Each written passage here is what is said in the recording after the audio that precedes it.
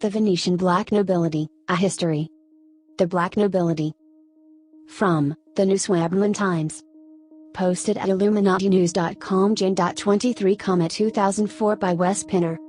These people earn the title of Black Nobility from their ruthless lack of scruple. They employed murder, rape, kidnapping, assassination, robbery, and all manner of deceit on a grand scale, brooking no opposition to attaining their objectives. These all have immense wealth. And money is power.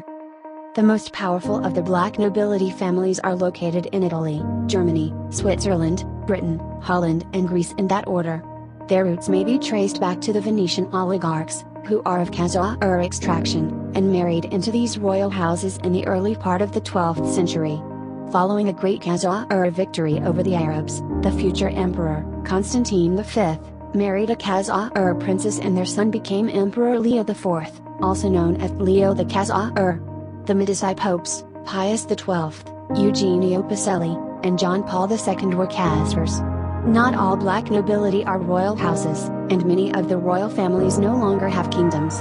According to researcher and author Dr. John Coleman, a committee of 300 was established early in the 18th century, although it did not take on its present form until around 1897, when the China opium trade was legalized. Documentary proof as to the existence of the Committee of 300 is not forthcoming, and it may be no more than a convenient phrase to describe certain key players.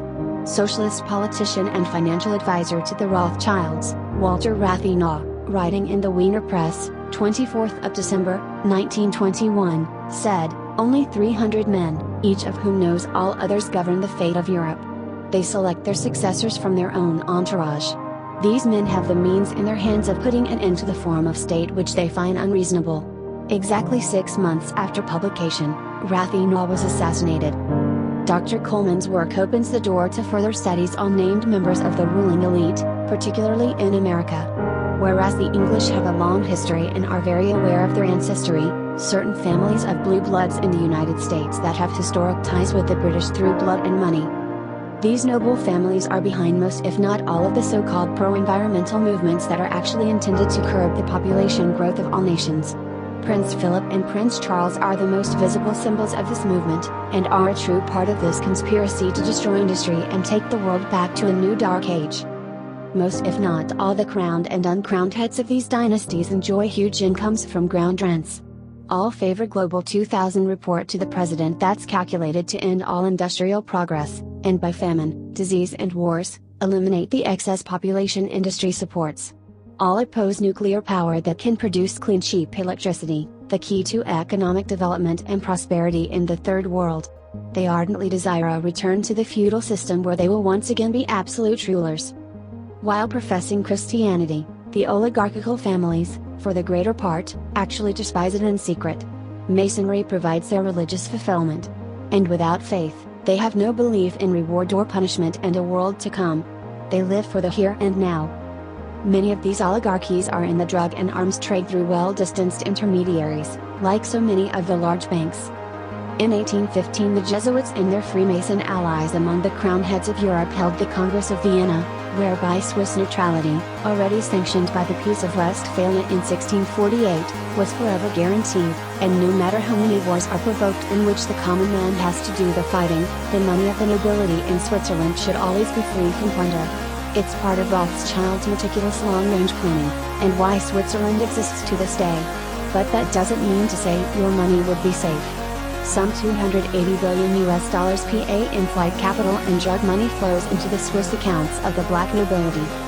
The place of Freemasonry in the power structure of the elites is quite evident as they carried through Adam Weishaupt's conspiracy to avenge the Jesuits after their abolition in 1773 by short-lived Pope Clement XIV as immoral and a menace to the Church and the faith. By launching the French Revolution and directing Napoleon's conquest of Catholic Europe, and by revolts against the Church in Mexico and Latin America, they cut off Vatican income. Nathan Rothschild's financing of Britain resulted in the defeat of Rome's enemy Napoleon, as well as being the source of his wealth and influence. Since Gregory XVI conferred a papal decoration on Coleman Rothschild for loaning the Vatican £5 million in a period of difficulty, the Rothschilds have been the fiscal agents of the Vatican. With Vatican interests at heart, the Rothschilds extended their financial and political dominion in the United States. The Vatican's interest in the U.S. was clearly revealed in the secret 1822 Treaty of Verona between Austria, France, Prussia, and Russia, whereby the Jesuit order pledged itself as the price of reinstatement to destroy the works of Satan it had established in setting up, by revolution, representative governments such as the republics and democracies of France and the USA, replacing them with the only form of government approved by the Church, rule by divine right, as declared by the Vatican, Daniel 2:42-43, Revelation 17:12-13. As Senator Robert Owen pointed out to the U.S. Senate in 1916, the prime target to which the Vatican and the Holy Alliance directed the subversive and destructive activities of the Society of Jesus, is the United States, and other republics in the Western Hemisphere. This plot, he claimed, was the target at which the Monroe Doctrine was directed. What the senator did not realize is that the Monroe Doctrine protects the interests of the City of London. The Rothschild Vatican cabal unsuccessfully attempted to gain control over the power of the purse in the U.S. through the First and Second Bank of the United States. They were established under emergency powers granted to the President by the Constitution, as temporary institutions to tide the country through the periods of financial stress occasioned by the Revolutionary and 1812 wars. But the aims of the conspirators to establish a banking monopoly were thwarted by the Constitution. Until the Fed. It is said the black nobility promised a neutral Germany if Soviet Russia allowed East and West Germany to reunite. And that Russia promised to see that all royal houses are restored to the rightful heirs if they decouple Europe from the American alliance. Imperial nobility enjoy a more elevated status than the nobilities of the German successor states and, indeed, of the Italian states. The descendants of Italian Holy Roman Empire titles have formed an association to which all male line descendants of someone ennobled by imperial patent is entitled to belong. And the Principality of Liechtenstein has also claimed the ability to confirm a succession to imperial titles, and has confirmed the right of a Spanish nobleman to heir such a title for purposes of the Spanish law requiring the successor state to confirm that the claimant to a particular title is in fact the heir. Thus there is a remaining jurisdiction, even though no imperial titles have been conferred since 1806. In 1963, the Holy Roman Empire Association, Associazione di Nobili del Sacro Romano Impero, was established to unite male descendants and its membership who are invested with nobility of the Holy Roman Empire. It also includes a number of honorary members. The black nobility belong to the Committee of 300 that controls the UN. Prince Bernhard of the Netherlands has the power to veto the Vatican's choice of any pope it selects. This may explain the untimely end to Pope John Paul I's 33-day pontificate. The prince has veto power because his family, the Habsburgs, are descended directly from the last Roman emperor. The Habsburg Frederick III was the last emperor to be crowned in Rome, his great-grandson Charles V was the last to be crowned by a pope. This is the civil equivalent of the pope's claimed apostolic succession from St. Peter. Prince Bernhard is leader of the black families and he also claims descent from the House of David through the Merovingian dynasty, a claim that was acknowledged to be valid by the Carolingian dynasty that supplanted them, by other monarchs and by the Roman Church of that time. Thus he can truly say that he is related to Jesus. Prince Bernhard's House of Orange had its origins in France. The Habsburgs are related through marriage with the Merovingians, who are said to have descended from the tribe of Benjamin who went into exile following war with the other 11 tribes, see Judges chapter 21. Exile took them to Arcadia in the central Peloponnese, Greece. Here they aligned with the Arcadian royal line and towards the advent of the Christian era, migrated up the Danube and Rhine, through marriage engendering the Sicambrian Franks, the immediate forebears of the Merovingians, who were ultimately of Semitic origin, and descendants of King Saul. They are identified with the Spartans, and both books of Maccabees link the Spartans with the Jews. I Maccabees 12 tells of Jonathan sending a letter to the Lacedaemonians, Spartan Greeks, asking for their help, since they were brethren. The Spartans replied, "It is found in writing, that the Lacedaemonians and Jews are brethren and that they are of the stock of Abraham," verse 21. It is assumed by some writers that this means the Spartans were Israelites, but the Spartans were not Israelites, they were Edomites descended from Bela son of Baar and brother of Balaam, and king of Edom, Genesis 36:32. I Chronicles 1:43. Edom was the son of Isaac and grandson of Abraham who sold his birthright, and bred his posterity off the book of life. Early in the 5th century the Merovingians established themselves in what is now Belgium and northern France. There they adopted the Kabbalistic pseudo-Christianity of the Cathars, a dualistic religion that holds there are two eternal gods, the God of good and the God of evil. It is revealing that this Luciferian belief is held by Masons of high degree and those who would be masters of this world today, and who claim that Lucifer will ultimately be victorious. Under Clovis I, who reigned from 481–511, the Franks converted to Roman Catholicism. Through him, Rome began to establish undisputed supremacy in Western Europe. In return for being the sword of Rome whereby the Church would manifest her power and impose a spiritual dominion, Clovis was granted the title of New Constantine and to preside over a unified Holy Roman Empire based on the Church and administered on the secular level in perpetuity by the Merovingian bloodline. Like the sure mercies of David, this was a pact that could be modified, but not revoked, broken or betrayed. When in 496 the Church pledged itself in perpetuity to the Merovingian bloodline, it was presumably in full knowledge of their claimed identity. This would explain why Clovis was offered the status of Holy Roman Emperor, and why he was not created but only crowned king. In 754 the Church clandestinely betrayed its pact. The Paradisian is the name of the secret order which created the Knight Templars as its military and administrative arm. It should be remembered that the Knight Templars were the forerunners of Freemasonry. The Paradisian continues to function through the centuries, acting in the shadows, and has orchestrated certain critical events in Western history. It exists today and is still operative. Its declared objective is the restoration of the Merovingian dynasty and bloodline to the throne not only of France, but of other European nations as well, a restoration that is sanctioned and justifiable, both legally and morally. There is strong evidence to suggest that this order was the author of Freemasonry, and the protocols of the learned elders of Sion, as well as the Rosicrucians. There is abundant evidence to suggest that Nostradamus was one of their secret agents, and there is no question that numerous quatrains which refer to the advent of the Grand Monarch indicate that this sovereign will ultimately derive from the Merovingian dynasty, implying a double hegemony of the papacy and the empire, of the Vatican and of the Habsburgs. He frequently referred quite explicitly to the Knights Templars and to the House of Lorraine, which is now synonymous with the Habsburgs. Although deposed in the 8th century, the Merovingian bloodline did not become extinct. On the contrary, it perpetuated itself in a direct line from Dagobert II and his son Sigisbert IV. By dint of dynastic alliances and intermarriages, this line came to include Godfrey de Bouillon, who captured Jerusalem in 1099, and various other noble and royal families, past and present, Blanchefort, Gysers, St. Clair, Sinclair in England, Montesquieu, Montpezat, Poher, Louis-Zignan, Plantard and Habsburg-Lorraine. At present, the Merovingian bloodline enjoys a legitimate claim to its heritage. The crown of Charlemagne, a replica of which is now part of the Imperial Habsburg regalia, is said to have borne the inscription Rex Salomon, Encyclopaedia Britannica, 14th ed., 1972, Crown and Regalia, Figure 2. And the Spear of Destiny, which is said to have pierced Christ, reside today in the Treasure House, Vienna, awaiting another Holy Roman Emperor, the Rigby Joy of Knowledge Library. History and Culture I, 1977–160, The Holy Roman Empire, Friedrich Heer, p. 284. It is clear why the protocols of the Elders of Science speak of a new king of the Holy Seed of David, Holy Blood and the Holy Grail, Bagent, Lee and Lincoln. Otto von Habsburg is today the titular Duke of Lorraine and King of Jerusalem. The Paradisian claimed to hold the lost treasure of the Temple of Jerusalem plundered by Titus in AD 70, which would be returned to Israel when the time was right. This might explain why Rome must defer to the kings of the earth and how she will seal a covenant with the Jews who have long hidden behind the shield of baptism. Prince Bernhard is in fact related to the Khazars, and therefore a Gentile. Revelation 2–9, I know thy works, and tribulation, and poverty, but you are rich, and I know the blasphemy of them which say they are Jews, and are not, but are the synagogue of Satan.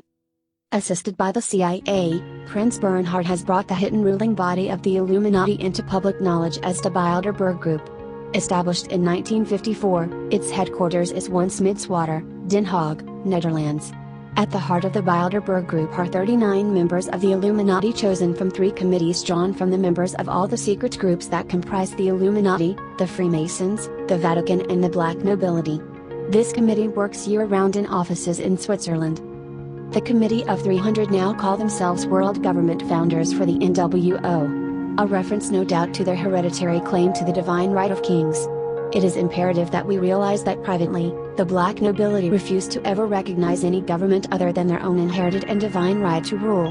They believe the United States still belongs to England. and work diligently behind the scenes to cause conditions whereby they might regain their crowns. Every royal and so-called noble dynasty past and present of Europe have seats on the Committee of 300, most often by nominees. There are just too many of these royal families for them each to have representatives on the Committee of 300. Precedence is determined by rank, first royal family members, then dukes, earls, marquises and lords, then finally commoners, who usually get the title of Sir. Conspirators Hierarchy, the Committee of 300 Inches, Dr. John Coleman. History of the Black Nobility. From bibliotecapoliods.net. In Carthage, the Canaanites called themselves Punics. Rome attacked Carthage in full force, beginning in 264 BC and completed their task after killing or enslaving every Carthaginian, by sowing the land to salt so that nothing could ever grow there again. The Edomites descended from Esau later intermarried with the Turks to produce a Turco-Edomite mixture which later became known as Khazars, who are the present occupants of Israel. These Canaanites eventually adopted the name Sepharvaim for deceptive purposes. They later became known as Venetians, and by marrying into European royalty and aristocracy, the black nobility. The Venetians today control the Federal Reserve System in the U.S.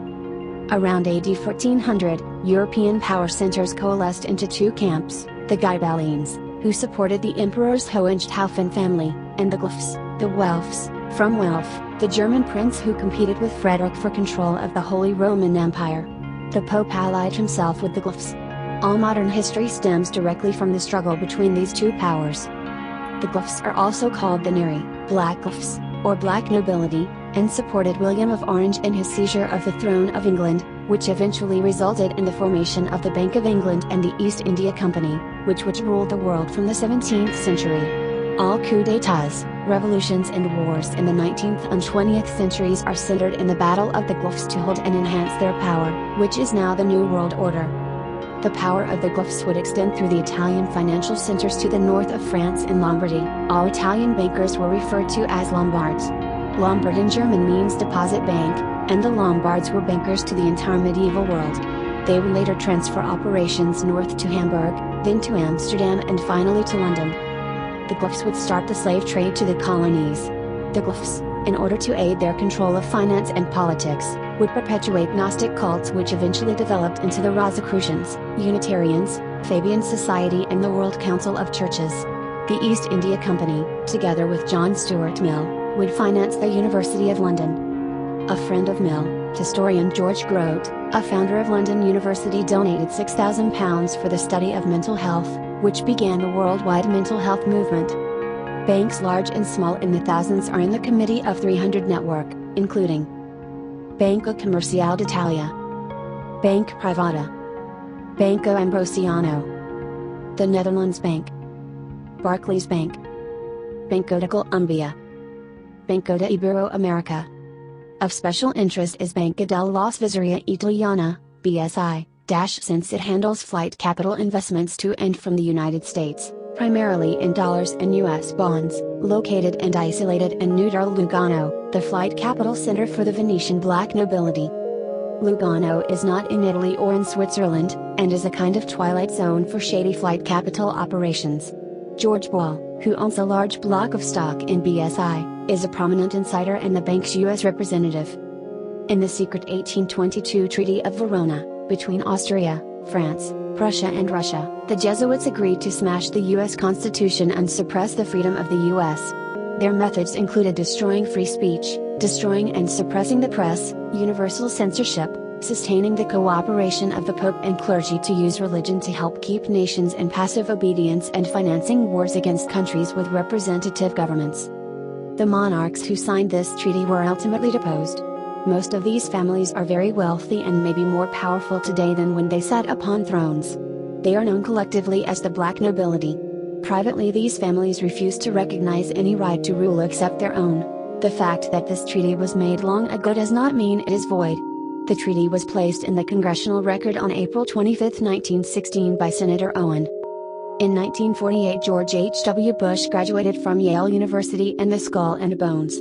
He is a distant cousin of the Queen of England, part of the black nobility which traces its power back 5,000 years. Prince Bernhard of the Netherlands created a group that became known as the Bilderbergers.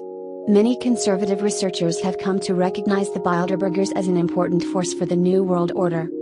Note, since the Bilderbergers, according to former British intelligence agent John Coleman, serve as a binding force between the three major one world government forces, the Wick Masons, that is communism, the black nobility descendants of the early Roman emperors, and the Maltese Jesuits, each of which have 13 respective representatives on the 39-member Bilderberger board, and since a Nazi SS stormtrooper was responsible for developing this New World Order Coordination Council, and since Adolf Hitler's second book was titled, believe it or not, The New World Order. No wonder Adolf Hitler's dream, and that of his predecessors the Kaisers, a German translation of Caesars, was the revival of the Roman Empire. According to former British intelligence agent Dr. John Coleman, the three world power groups, the Wick Masons, that is communism, the Maltese Jesuits and the black nobility, black in this context refers to their character, not their skin color, all work for and under the central command of the Bavarian Illuminati which binds them together. The Bavarians created the Bilderberg Society for this purpose, the core of which is a council of 13 members from each of the three groups or 39 in all. The old nine ruling families believe that they have the right to rule the world because they are descended from the emperors of the ancient Roman Empire, and/or the emperors of the so-called Holy Roman Empire descended from the Merovingian dynasty, consist of 13-15 blue blood families. Prominent on the board of two insurance giants are committee of 300 members. The Justiniani family, black nobility of Rome and Venice who trace their lineage to the Emperor Justinian. Sir Jocelyn Hambro of Hambros, merchant, bank. Pierpillo Lazzati Fiquas, whose lineage dates back 6 centuries to the most ancient Lazzatos, the black nobility of Venice. Umberto Ortolani of the ancient black nobility family of the same name. Other old Venetian black nobility committee of 300 members and board members of ASG and RES are the Doria family, the financiers of the Spanish Habsburgs. Elie de Rothschild of the French Rothschild family. Baron August von Fink, the second richest man in Germany now deceased. Franco Orsini Benacassi of the ancient Orsini black nobility that traces its lineage to an ancient Roman senator of the same name. The Alba family whose lineage dates back to the great Duke of Alba. Baron Pierre Lambert, a cousin of the Belgian Rothschild family. Italy was chosen as a test target by the Committee of 300. Italy is important to the conspirators' plans because it is the closest European country to the Middle East, and linked to Middle East economics and politics. It is also the home of the Catholic Church, which Weishaupt ordered destroyed, and home for some of Europe's most powerful oligarchical families of the ancient black nobility. Should Italy have been weakened by Aldo Moro's death, it would have had repercussions in the Middle East which would have weakened US influence in the region. Italy is important for another reason: it is a gateway for drugs entering Europe from Iran and Lebanon. Various groups combined under the name of socialism to bring about the downfall of several Italian governments since the Club of Rome was established in 1968. Among these are the Black Nobility of Venice and Genoa, P2 Masonry and the Red Brigades, all working for the same goals. Police investigators in Rome working on the Red Brigade's Aldo Moro case came across the names of several very prominent Italian families working closely with this terrorist group.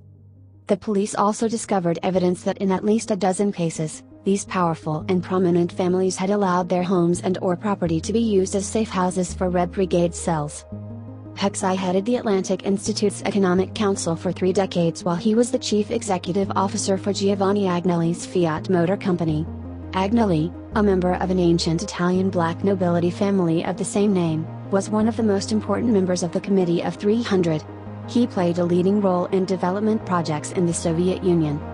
The Club of Rome is a conspiratorial umbrella organization, a marriage between Anglo-American financiers and the old black nobility families of Europe, particularly the so-called nobility of London, Venice, and Genoa. The list of the Anglo-American financiers consists of the following families: Rothschild, Kuhn, Loeb, Lehman, Rockefeller, Sachs, Warburg, Lazard, Steve, Goldman, Schiff, Morgan, Schroeder, Bush, Harriman. Others that have not been mentioned are more powerful than others. These names will get you started if you wish to track down the present-day inner core of the conspiracy. The history of the Bilderberg Group itself, a cover for the Bavarian Illuminati, and its Nazi connections, would probably be the best place to start. The key to the successful control of the world is their ability to create and manage savage economic recessions and eventual depressions. The Committee of 300 looks to social convulsions on a global scale, followed by depressions, as a softening up technique for bigger things to come, as its principal method of creating masses of people all over the world who will become its welfare recipients of the future. To introduce new cults and continue to boost those already functioning, which includes rock music gangsters such as the filthy, degenerate Mick Jagger's Rolling Stones, a gangster group much favored by European black nobility, and all of the Tavistock-created rock groups which began with the Beatles. To continue to build up the cult of Christian fundamentalism begun by the British East India Company's servant, Darby, which will be misused to strengthen the Zionist state of Israel through identifying with the Jews through the myth of God's chosen people and by donating very substantial amounts of money to what they mistakenly believe is a religious cause in the furtherance of Christianity. Brzezinski was not writing as a private citizen but as Carter's national security advisor and a leading member of the Club of Rome and a member of the Committee of 300, a member of the CFR and as a member of the old Polish black nobility. His book explains how America must leave its industrial base behind and enter into what he called a distinct new historical era. In this regard, a French black nobility member, Etienne d'Avignon, as a member of the Committee of 300, was assigned the task of collapsing the steel industry in the U.S. It is doubtful that any of the hundreds of thousands of steel workers and shipyard workers who have been without jobs for the past decade have ever heard of d'Avignon. A second assassination bureau is located in Switzerland and was until recently run by a shadowy figure of whom no photographs existed after 1941. The operations were and probably still are financed by the Ultramer family, Swiss black nobility, owners of the Lombardodier Bank of Geneva, a Committee of 300 operation. The primary contact man was Jacques Stoll, this according to U.S. Army G2 intelligence files. This group was also closely allied with Alan Dulles and Jean de Menil, an important member of the Committee of 300 and a very prominent name in the oil industry in Texas. Army G2 records show that the group is heavily involved in the arms trade in the Middle East, but more than that, the Assassination Bureau made no less than 30 attempts to kill General de Gaulle, in which Jacques Stoll was directly involved. The same Stoll was the contact man for the Sendero Luminoso Shining Pathway guerrilla group protecting the Committee's Peruvian cocaine producers. Richard Gardner was sent to Rome on a special assignment. Gardner married into one of the oldest black nobility families of Venice, thus providing the Venetian aristocracy a direct line to the White House. The late Alvario Harriman was another of the Committee's direct links with the Kremlin and the White House, a position inherited by Kissinger after Harriman's death. In 1986, in the Order of St. John of Jerusalem, Dr. Coleman wrote, "It is therefore not a secret society, except where its purposes have been perverted in the inner councils like the Order of the Garter, which is a prostituted oligarchical creation of the British royal family, which makes a mockery of what the Sovereign Order of St. John of Jerusalem stands for." As an example, we find the atheist Lord Peter Carrington, who pretends to be an Anglican Christian but who is a member of the Order of Osiris and other demonic sects, including Freemasonry, installed as a Knight of the Garter at St. George's Chapel, Windsor Castle, by Her Majesty, Queen Elizabeth II of England, of the black nobility Guelphs, also head of the Anglican Church, which she thoroughly despises. $15.8 billion is one realistic estimate of the Queen's worth, tax-exempt, BOE. Only the little people pay taxes. Leona Helmsley. Tilda. The Committee of 300, A Brief History of World Power. The Venetian Black Nobility. Roots of Today's Ruling Oligarchy by Dr. John Coleman. 300 men, all of whom know one another, direct the economic destiny of Europe and choose their successors from among themselves. Walter Rathenau, 1909, founder of the mammoth German General Electric Corporation. The Committee of 300 is a product of the British East India Company's Council of 300. The East India Company was chartered by the British royal family in 1600. It made vast fortunes in the opium drug trade with China and became the largest company on earth in its time. Today, through many powerful alliances, the Committee of 300 rules the world and is the driving force behind the criminal agenda to create a new world order, under a totalitarian global government. There is no need to use they or the enemy except as shorthand. We know who they, the enemy, is. The Committee of 300, with its aristocracy, its ownership of the U.S. Federal Reserve banking system, insurance companies, giant corporations, foundations, communications networks, presided over by a hierarchy of conspirators. This is the enemy. Secret societies exist by deception.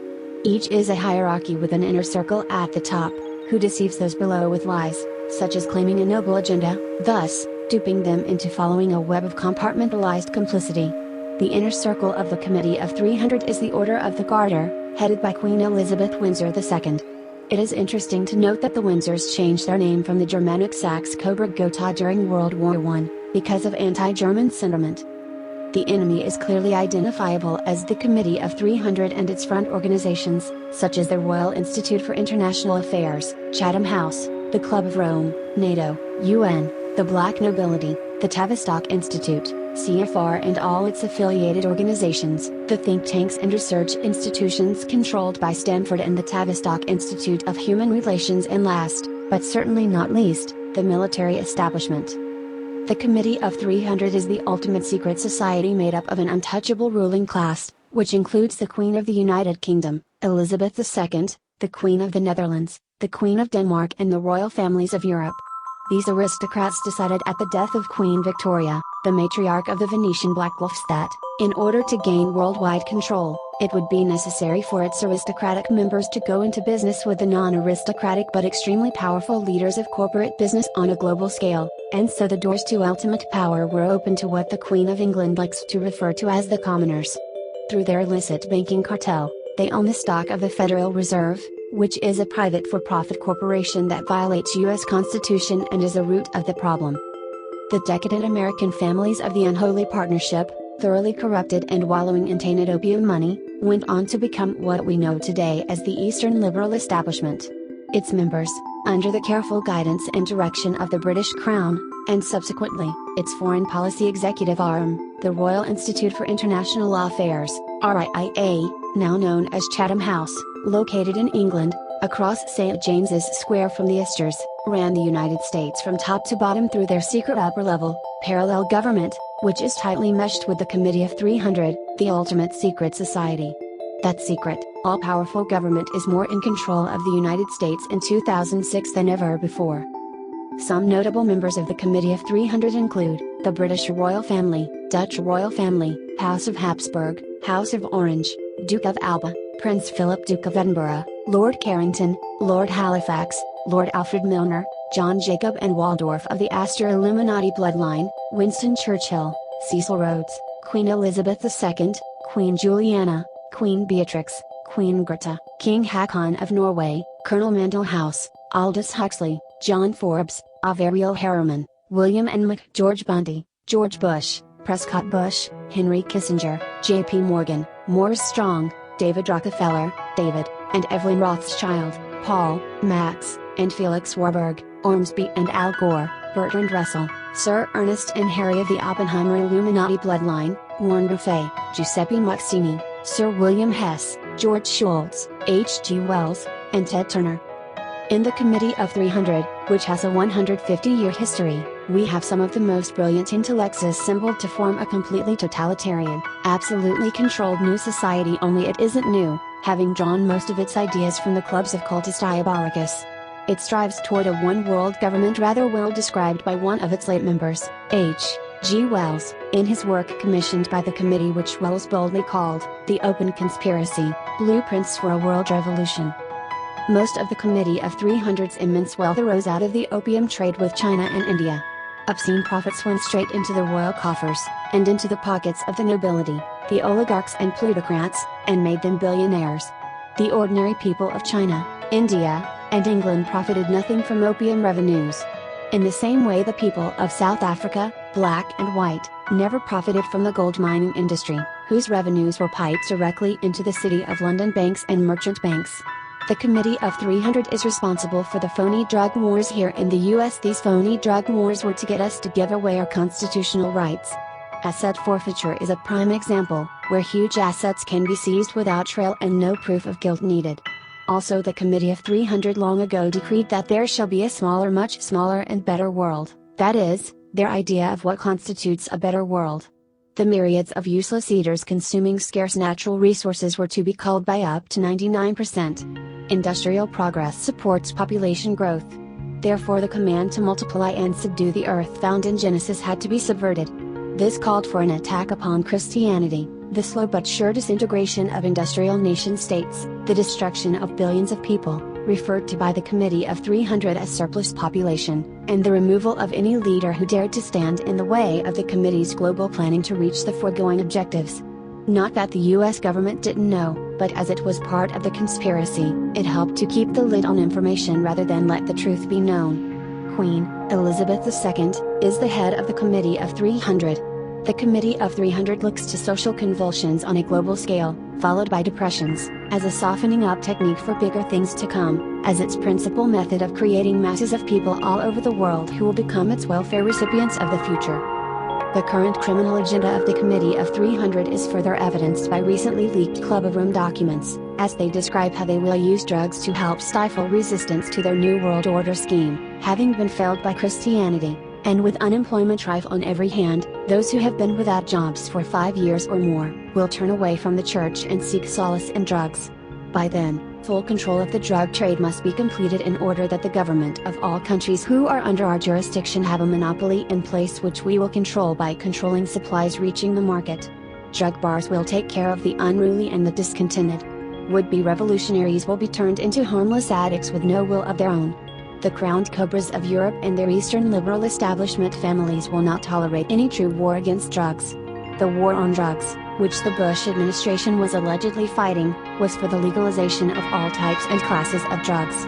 Such drugs are not solely a social aberration, but a full-scale attempt to gain control of the minds of the people of the United States. At present, this is the principal task of the Committee of 300. Nothing has changed in the opium heroin cocaine trade. It is still in the hands of the same upper-class families in Britain and the United States. It is still a fabulously profitable trade where what appear to be big losses through sometimes seizures of drug shipments are actually small interlopers trying to break into the preserves of the drug trade hierarchy, who sit in paneled boardrooms in New York, Hong Kong and London over port and cigars and congratulate another success in the eradication of competitors.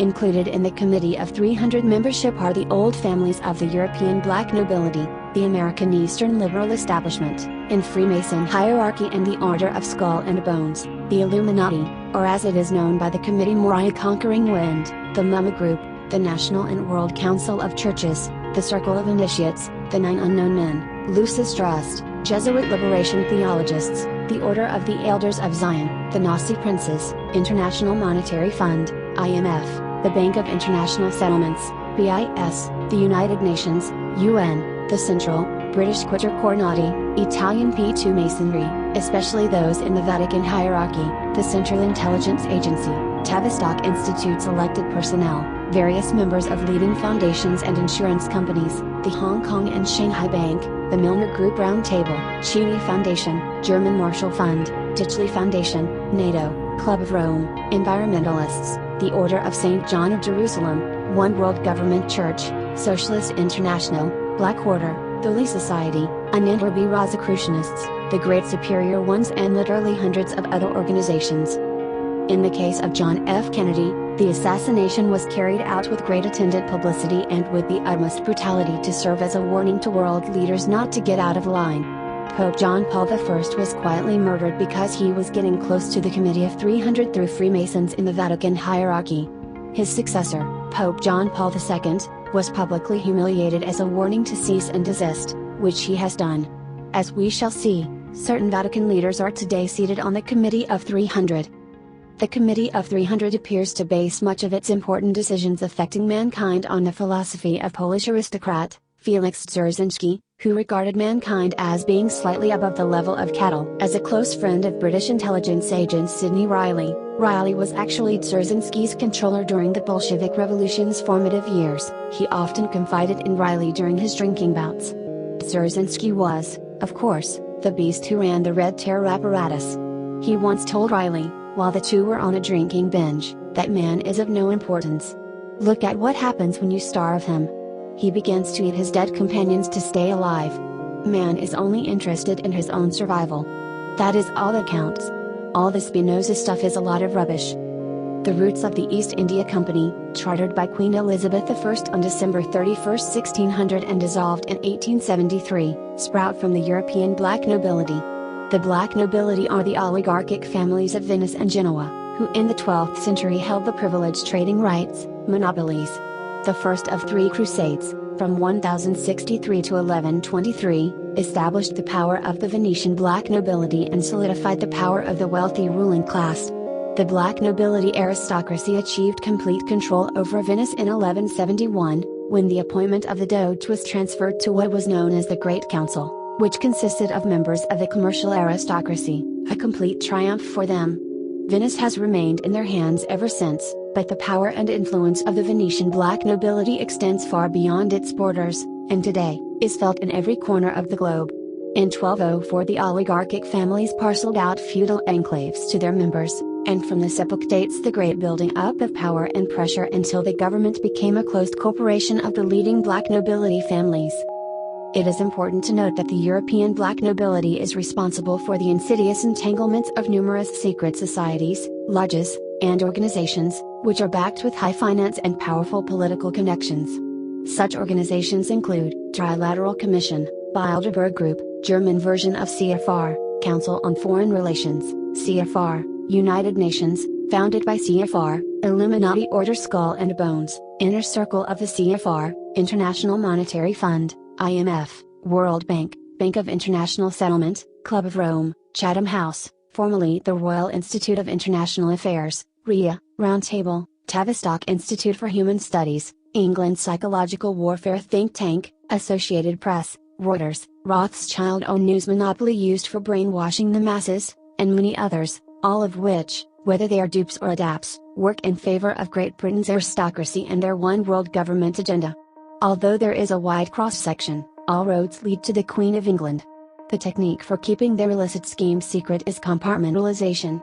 Only the people in the inner circle, who are part of the capstone at the top of the pyramid, know the entire extent of the fraud. Adepts are few and dupes many. Typically, the dupes are told lies that their involvement is benevolent, thus, they become unwitting accomplices in crime. This is why it is imperative to expose this diabolical ring of power. Illicit secret societies cannot withstand the light of day. Once exposed, the cabal and their minions will fall like a house of cards. The European black nobility earned its title through dirty tricks, so when the population revolted against the monopolies in government, as anywhere else, the leaders of the uprising were quickly seized and brutally hanged. They used secret assassinations, murder, the bankrupting of opposing citizens or companies, kidnapping and rape. All the families listed are connected with the House of Guelph, senior line of the House of Este, one of the original black nobility families of Venice from which the House of Windsor and thus the present Queen of the United Kingdom, Elizabeth II, descends. Dr. John Coleman, former British intelligence officer, The Conspirators' Hierarchy, The Committee of 300.